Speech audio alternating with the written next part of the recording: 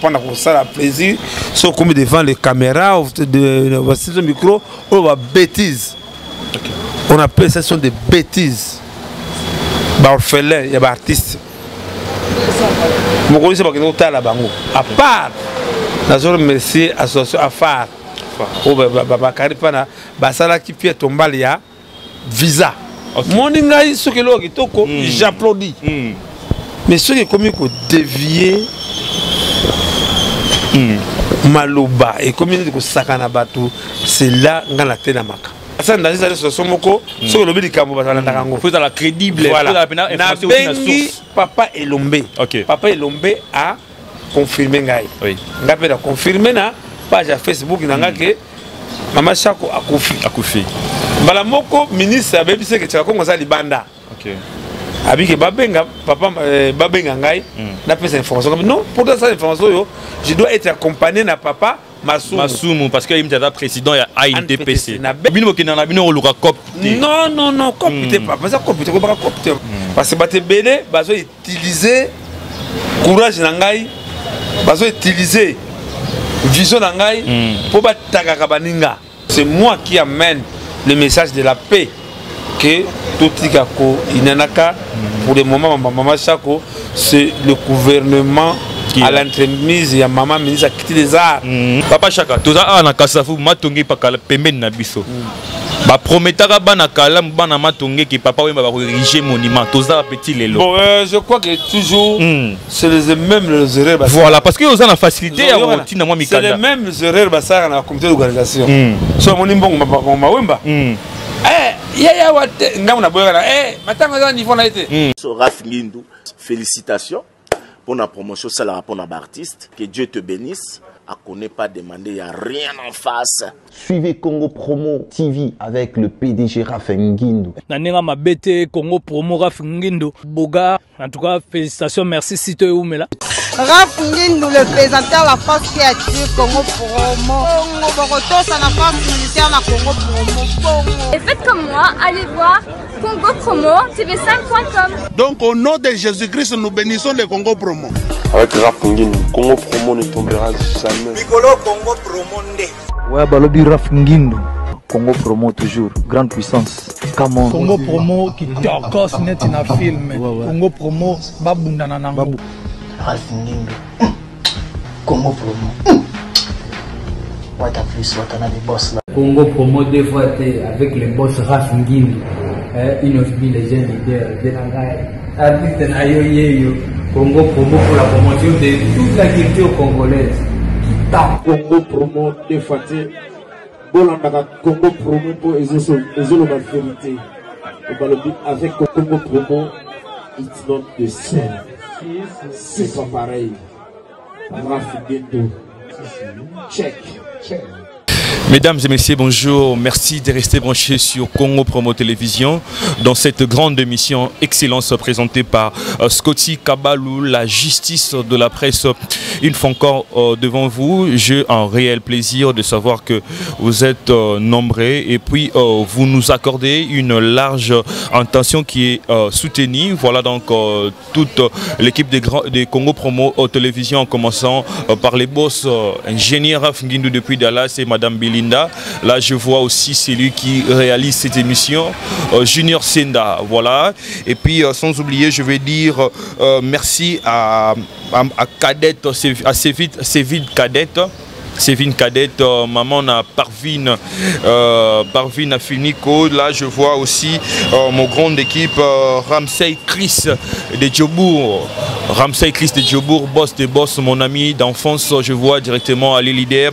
Je vois Delil Ofemba, Jessie Kumbu, Olivier Adonai Anti-Douleur à Paris.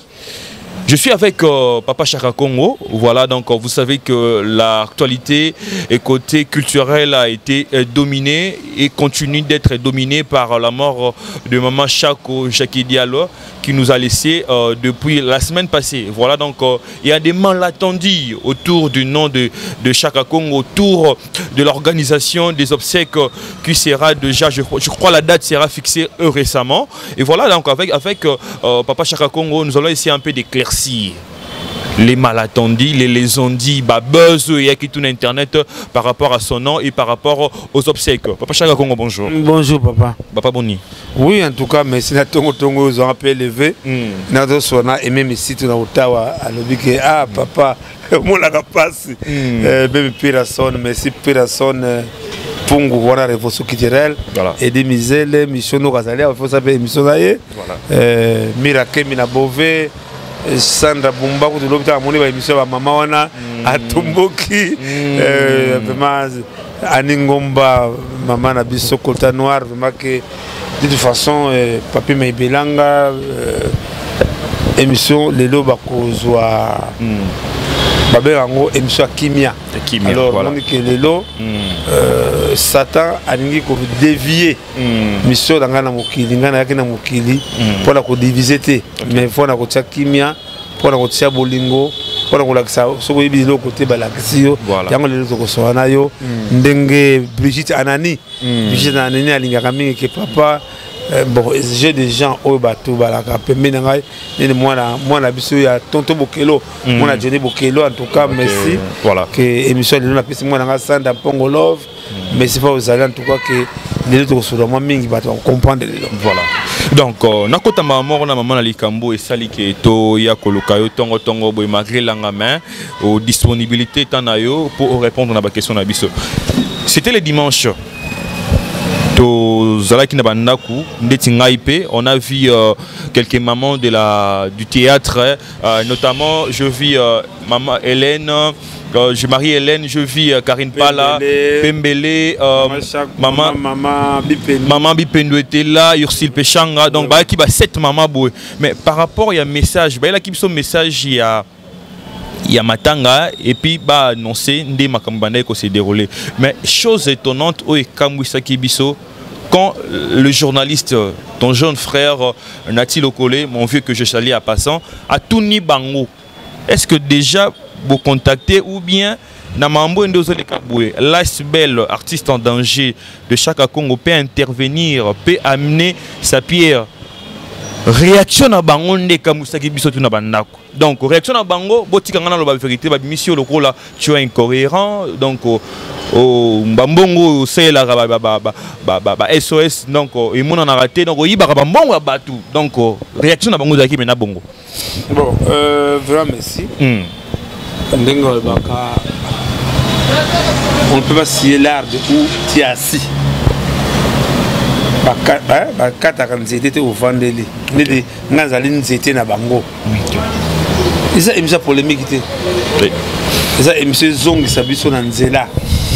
Ba maman la biso wana on a liaka mingi. Voilà. Les so tuni bango ba la sabiso tombe ya maman monoko. Moninga na bango ya groupe Salongo. Ah monoko azaki grande actrice. Il y a théâtre de chez nous. Ok. So tuni bango la sabiso tombe ya monoko ezali wapi. Lelo soki lelo otuni ba comédien nos autour ba la kisayo tombe ya maboke ngalema. Ok. Je crois ba robeta monoko ba ebita et donc mon côté. Lelo on va parler la vérité, rien que la vérité. Ok. Parce que bilo Congo vraiment ils ont tout le temps d'être sakanaka na batu. Voilà. Dans tout ce que j'ai fait. Ndiki ba reconnaître Moussa Lozo. Non. Lelo ba ninga na biso lobby 12 ans ya sans souci. Voilà. Est-ce que yo keta artiste moko comédien to asimwa la télévision lobby que non lobby 12 ans ya sans souci yango? Non. Jusque là donc on silence. Ne peut pas blaguer des gens pendant ça la plaisir sauf comme devant les caméras de voici le micro on va bêtises. Okay. On appelle ça sont des bêtises. Orphelin, il y a des artistes. Je connais pas que la bango. À part, nous avons remercié l'association Afar. Basala qui peut tomber il y a visa. Mon ingaï, ce que l'on j'applaudis. Mais ce qui est comme il faut dévier Maloba et comme il dit que Sakana Batou, c'est là qu'on a été dans ma cas. Lélo, artiste en danger. Je crois oui qu'il y a outil boloko. Si pour la mamba Sokoda. Vous comprenez, mamba revendication la biso voilà. Alors voilà. On a zo contre la boloko, ils ont ngate. Voilà. Avant c'est le passé sur na IGF. IGF voilà. Après tokinda réussi na francophonie. OK. Parce que récemment j'ai la francophonie faisait la. Ah voilà.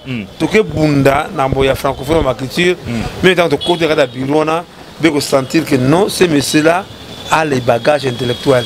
On a ce monde ça pour n'engager. Et puis il a les soucis. Les soucis. Voilà. Mais tant on a ça communiquer que après le jeu de la francophonie, la Kitty ne gagnera rien. Même pas 5 minutes. Le responsable numéro 1, le haut responsable chez l'État de la francophonie à Bengangai. Mbang qui m'a mis à quitter des arts. Donc on a le bac qui ça solo. Mais en retour, qu'est-ce que moi je vais gagner? Tout y est, Janso Futur, c'est pas Bouzo, la télévision, les Janso Futur. Non, c'est Bunda. Tant que IGF, c'est Bunda pour un lobby artiste, c'est qu'à Beli à Koufi, comme non. On peut tenir informer les autorités. Nenge on aura kada artiste mususu na ambongo mususu kaka na Congo te parce que ça a bien l'état non dans d'autres pays on aura artiste na bango so ba kofi o ba sala mboka le tozo ndika mama Chako voilà mama Chako kanga kofi ngana zaki na misa kitiza na zo la dossier ya papa Toski va nous préparer puis tombal na ye OK de là Nathalie Piroger il y a maison mère a bengi vient chaque Congo mama Chako akufi pour biso to la carte vita kaba asa ndazi za so somoko so lobi likambo batala ndakango faut la crédible faut la pena information na source papa Elombe papa Elombe a confirmé ngai oui ngape da confirmer na page Facebook nanga ke mama Chako akufi bala moko ministre abebise ke chaque Congo za libanda OK Abike Babenga, papa Babenga Ngai, n'a pas cette information. Non, pour cette information, je dois être accompagné de papa Masumu, parce qu'il est président à AIDPC. Na bengi papa Masumu, de son naïe. Na bivier, bazo c'est là, yon a ministère qui habite en 20 minutes. Tous ces deux, la monde quoi, ça qui m'a rappelé, l'étape sur le de na clinique de Kimambutu. On a compris qu'il y a ça qui embrouillé. Alors, na cadre sans danger, d'abord de ça, pour tenir informer l'autorité. Pour tenir toutes ces lettres, oui, ça, que nous avons un cas. OK. La mille qui tient parmi les attributions d'Abisso. Un a profité. Voilà, ils ont un cadre et artiste en danger. Voilà. Deux, la salle sous mon même deuxième courrier na ministre va décorer nani Chako na médaille moko soko oazoaki mais écrit colo. C'est ça le deux documents que j'avais fait. Na pourquoi to kutani na papa Ngalofa, papa Elombe, papa Masumu na matanga mama Chako na informé ba ngo. OK. Na informé ngo non, nous abete bo. Kabwani na tongo nango na mon téléphone Eleli. C'est la famille de maman Chako qui m'appelle. OK.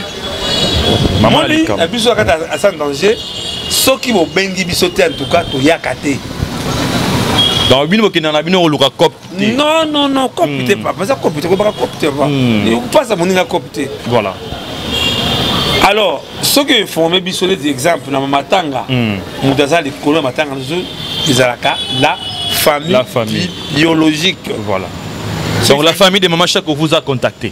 M'a contacté. Voilà. Qui pour ça de bango va passer ngai doléance na bango. OK. Alors bien ngana accompagner bango na ba démarche. OK. Parce que tout ça on a matanga maman Waso. Tout c'est ça ka famille. Maman Waso qui à part à sans danger qui n'a pas possible maman le sancho là. Maman le sancho là. Tout mo ko kota na makambo la temi. Ça la mara vendenge wana. Tout ça, la chose maman Chako, non. Na matanga ya moi parenthèse ya Dadi di Kambala yo ça la capitaine ka organisation. Non, ceux qui vous bengi, je comprends ceux qui bengi bisoté et elle a nan to yakada mingi ba comme ça matanga ni comme business. Voilà, c'est ça vraiment. Vous comprenez? Même ma famille va comme ça business. Mais non. Lelo maman Chako. Ceux qui ndenge baninga muzo to tanga ba komba wa. Tout le monde ngol pana na côté. Les artistes, même les autorités, aiment les obsèques. Pour ça, il me semble qu'on a Joski. Joski, combien de fois que j'avais lancé les OCS je vois que des causes. Maman Chako, famille Bengingaï. Voilà, tu continues. Yé, Kolo Matang Ezali, famille Maman Chako. Maman Chako. Mais l'artiste a deux familles. Ok. Famille biologique, artistique. Mais famille biologique, c'est du Kolo. Il y a famille artistique. Il y a famille artistique. Voilà. Neti, dans le bon sens. Hassan Danger, la boîte, dans la polémique. Famille, na aidé Bango. Basa la débat, qui a mis Kana Bango Dengue. Je crois que pour la Moutuka, il y a l'action. Mais on a WhatsApp, hein. On a aidé la routine de la c'est bien écrit, famille Chako Diala. Ok. Ce n'est pas Chaka Congo à sans danger. Voilà, on dit, commentaire, non. Moi j'avais des missions, qui a beaucoup de présidence. Longa, ce n'est pas l'argent. Bon, la banque mais pourquoi pas contacter peut-être le président Massoumou, son adjoint, Papa Elombe, Simbi a une TPC, artiste, une grande partie, contacter ASBL, il y a artiste à danger, Oyoza président. Mon agini n'est pas une ayo. Voilà. Les autres ont bombé le côté. Voilà. Là, ma confiance, tout le babongo. Au monde, on a Salaka. On a un dossier qui a beaucoup de la princesse Aminata. On a un dossier qui a beaucoup de Sakingai. Rami a mis le premier ministre qui va dire qu'ils ont pas. Bakolo Matanga, papa Fala Kitoko, Adia Kitoko, tout pour Bayebi, vérité. Parce que tu dit Banda. Mais il va vérité dans la tête. Donc, soit la rumeur, mais ce qu'on vit dans la ah. Moto ma bindi ba monaka yango na ntango to koma ba mama na biso ya balé la télévision papa na télé collé voilà ngana satandaka ke moto moko on est carré pala zali parmi membres de Santange. OK a dénoncé tchaka ko no wangana. OK na ma tele matanga olia kambongo ya moto otea mais ne balo ba papa Chaka Kongo ma elingana ka pamba te ba douter na yo kaka pona nini bato ba ko douter eza ko douter te eza complexe. OK nazo pesa mbote na papa moko azali assistant ya chef d'état papa Michel Moulumba car ma papa était malade ni yebanakité akina agi. OK taza akina agi avec la papa Langa Karmapa. À 2h du matin, l'assistant de chef de l'État me dit que dans son agi, mais comme il y a véritable Congo, il y a Karmapa pour chef de l'État en charge. OK. Tina pour toi, 2h du matin. 2h du matin, tu t'es sacrifié pour ça. Karmapa dans l'émission. En tout cas, sur le Sahel de Congo, et puis Valérie n'a été. On va te dire Valérie n'a en tout cas. Parce qu'on a Salaka, les hommes en Zambé. Satan produit la montée. Il faut s'attendre à tout. Tout ce qu'on a matin, Maman Chako, voilà. La famille, si Mikana na bango, na combo na bango. Comme na bango. Bana droit. C'est leurs frères, c'est leurs sœurs. Leurs sœurs. Alan de Kona bango. Bana droit. Donc ils accompagné quand des familles. Voilà. Bana droit azan de kuna bango so ba le bakunda do ba kokunda. OK so ba lobi ke ba boy na bango ke muta yate ba koyate. Alors Dieu merci que parmi Bamikanda on a combattu gain de cause dans le lobby. OK, une très bonne nouvelle alors. Maman Sakiti des Arts, c'est le gouvernement central qui prend les obsèques de Maman Chako en charge. OK. Maman Chako sera décorée. Okay. Il y aura une réunion entre l'ANPTC, la famille biologique, Hassan Danger et Madame la Miss Akiti des Arts. Donc vous êtes aussi une partie Nakati à réunion. Mais Mikanda, on parle de démarches. Tu dois comprendre, oui. C'est moi qui a fait les démarches. Voilà, et puis gain de cause, et bien. Remercier Papa Paloukou, Ali Conseil qui tirait les mamans Miss Akiti des Arts, malgré Maman Zana Moussika, en contact. Pour la première fois, honorer artistes et comédiens ou comédiennes dans Maman Chako. Il y a beaucoup de choses pour découvrir jour en c'est que Maman ministre a quitté des arts à cause de la Maman Chako. Papa Chaka, quels sont les lignes instantanées? Est-ce que deux artistes nabiso, tout chaque artiste est tout en général. Oh bah ça lui est belé parce que maman chaque fois fait beaucoup. Elle a fait 43 ans de carrière, donc plus de 4 décennies, 43 ans de carrière étant qu'artiste. Lelo sikoyo et quand ça la que ce artiste a koufi boya à la télévision pour demander pour na ko luka ba matanga beaucoup de mikanda ou bien faut plateforme bien règlement ou bien ba décision moko ça a déjà bien établi. Donc ce artiste moko ka koufi tu veux que to kenda tout ça la boy parce que réponse elle est facile. Na cadre il y a la cadre de révolution culturelle zomunda likambo ya politique culturelle. OK. L'artiste doit vivre avec ses droits d'auteur. Tout ça, là, avec la Sabam, Tambayaki, les artistes comédiens, Sabam. Ok. Mais je crois qu'il y a une question autour de Kitoko. Quand honorer artiste d'Abino, ils ont ma bêtise. Mais moi, je condamne. Nous, les artistes. Ok. Exemple. Mais je vous donne l'information, il faut que vous cette émission nous avons des cas. Pourquoi Kaka? Commission d'organisation, comment enterrer un artiste, mais pas comment une commission, comment sauver un artiste à la maladie. Voilà, en cas de nous maladie, avons le cas de Yann Demos. Voilà. Est-ce que Baninga n'a pas besoin de matin à chaque si papa n'a pas besoin de Yann Demos? Yann Demos à Bella. Abela, on a entendu Yann Demos, ça fait 4 jours passés dans Kassavubu. Même le Rolia. Pour que tu aies le Rolia, ça dit cotation. Quand nous vivons. Voilà. Maintenant, Yann Demos a besoin. Il y a solidarité dans les artistes. Voilà. Mais il ne voit pas ça. Parlons ça avec beaucoup de rigueur. Voilà. Il ne voit pas ça. Il ne voit pas ça. Tout ça, il y a papa Nabiso Babengi, pasteur Guy Mario. Pasteur Guy Mario, voilà papa. Alors je vais pas me yombe gauche. Na otinde les mains na evo la que ça va mosusu. Na otinde oye di srango. Il a remercié maman Olive Lembe Kabila. La maman nous a aidé à faire un chat collé là. Vous comprenez ma démarche na ngana sala. Na makeye na ngai lelo azana hôpital tisikoyo nanu a bongité. Voilà. Mais pourquoi tu es comité wana ya bibembe qui na ba kaya boy. Nous avons le cas de Tony Bodi Akati. Asali 7 ans à Makala. Tony Bodi Akati, oui. Mais comité wana, ba comité wana otomola ki na mama Chako 10 associations. Nan tomola te ba kende ba kabo. Nous avons un cas au de la Bundi. Au de la fierté nango. Caporal Murumba. Caporal, voilà. Banda ya. O bazo ganga na matanga ba la kisabiso image o ba kinotala Caporal Murumba. Kamurumba azali parmi bikondi ya mboka na biso côté ya théâtre.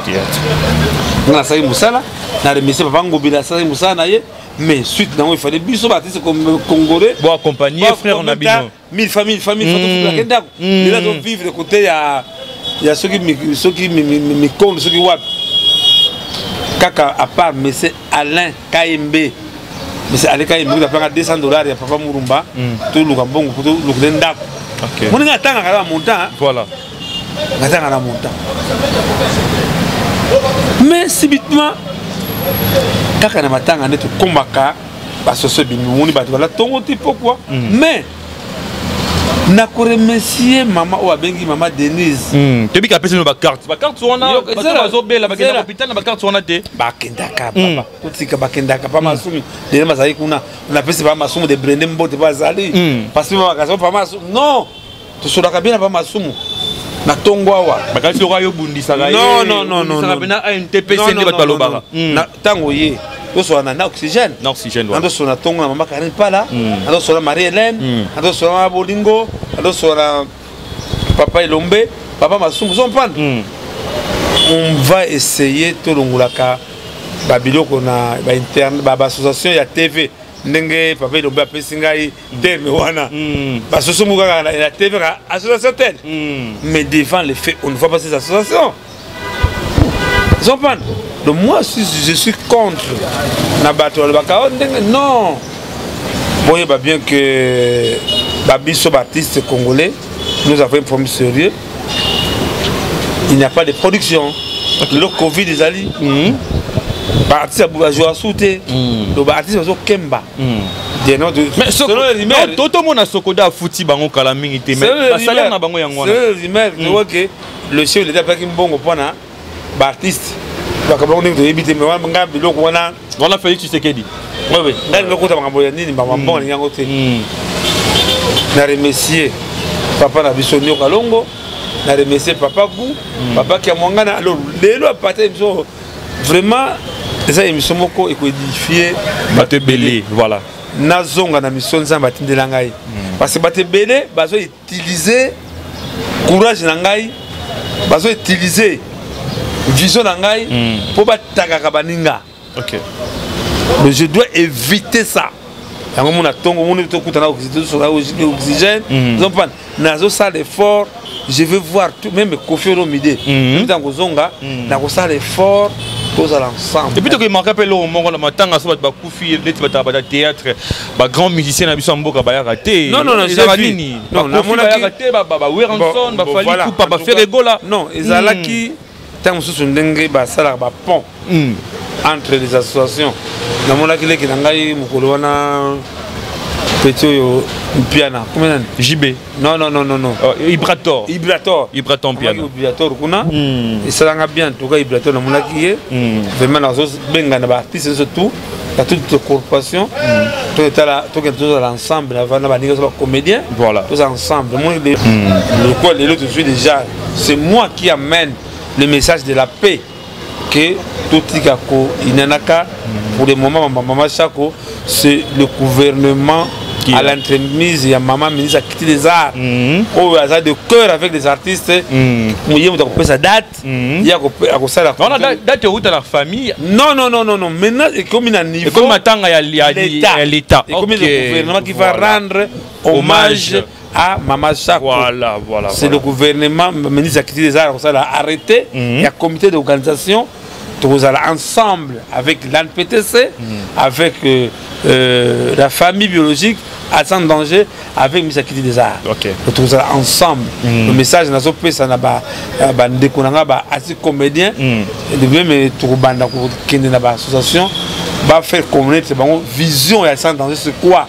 Parce que bah BD bah comme bah des natirango et belé on a dans la commission mais non on ne refuse pas na bibana tongo ti pourquoi bah 10% soit après si babi que non là bien na so bibana tongo wa na que ça va démarche tu dois payer l'essence voilà unité bah crédit ou le gamin le colia aujourd'hui na ndako bana français oyo babi que outi matanga ma chango ba non ce qui moi le bimi faut vous avoir reconnaissant que même famille ma chako pour la zone messier bâtir l'essence na pourquoi papa zoma quelque chose bana bana ndako bazaka reconnaissant il y a des même familles papa aussi qui se retrouvent ensemble qui se travaillent ensemble il y a des familles où bah que non net tu vas bien on va français c'est l'expertise tant de ça exemple était des bénéficiaires on va aider ça à raconter hein les lots vraiment même les lots curieusement que moi budget tout ça qui n'a mis ça qui des arts va vimbisi yango pour honorer mon machin en tout cas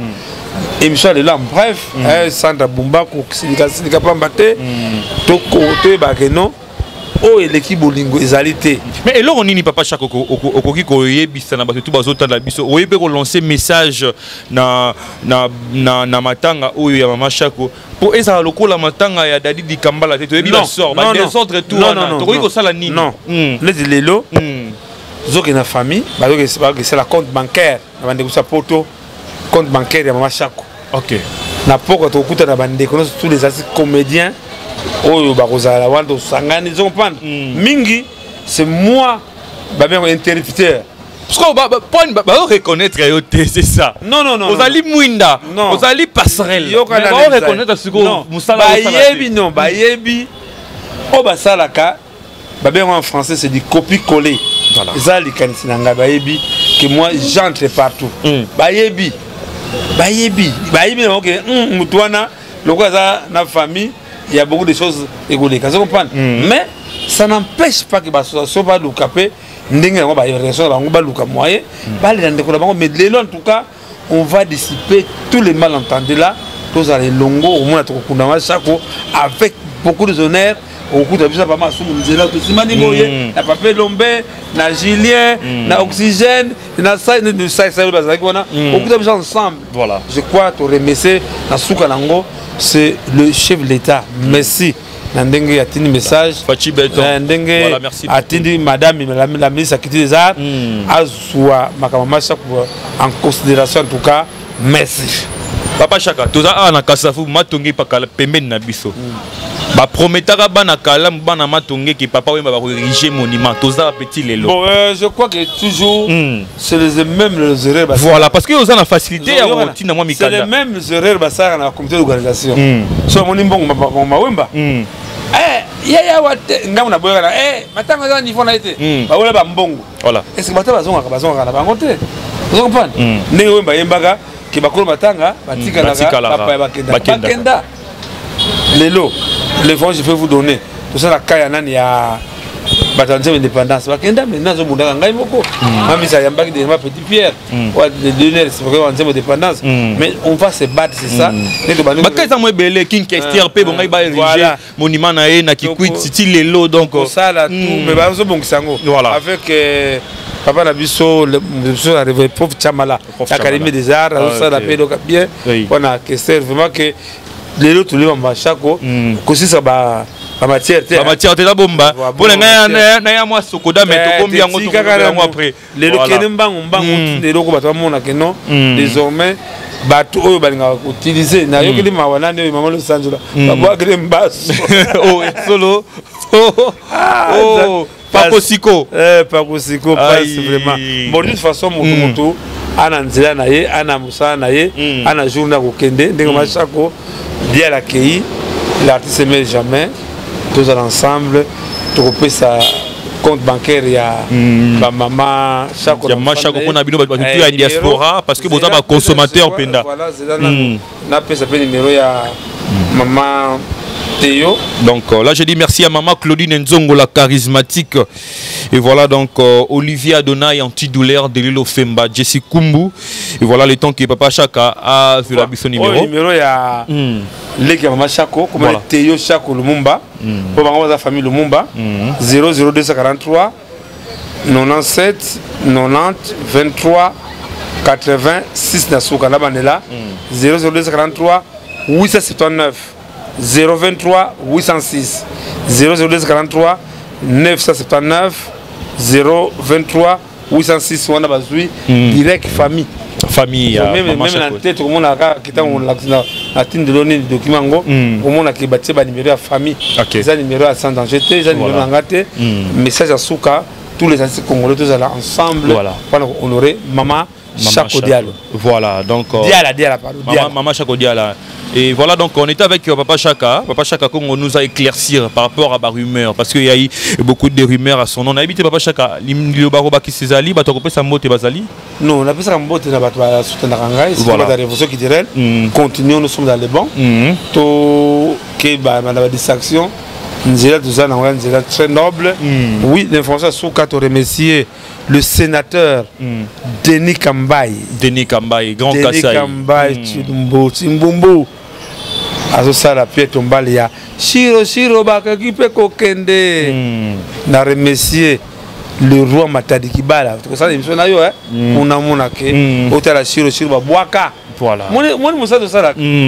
Parce que ce qui est tout ça qui va faire ça en tout cas le sénateur papa Denis Kambaye avec l'espace Gakasai.